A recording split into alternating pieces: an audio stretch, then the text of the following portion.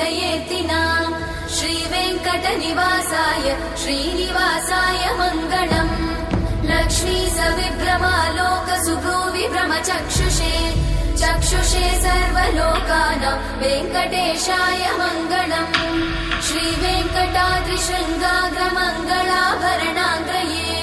मङ्गलानां निवासाय श्रीनिवासाय मङ्गलम् सर्वावयव सौन्दर्य सम्पदा सर्वचेतसां सदा सम्मोहनायास्तु वेङ्कटेशाय मङ्गलम् नित्याय निरवध्याय सत्यानन्दचिदात्मने सर्वान्तरात्मने श्रीमद् वेङ्कटेशाय मङ्गलम् स्वतः सर्वविदे सर्वशक्तये सर्वशेषिने सुलभाय सुशीलाय वेङ्कटेशाय मङ्गलम् परस्मै ब्रह्मणे पूर्णकामाय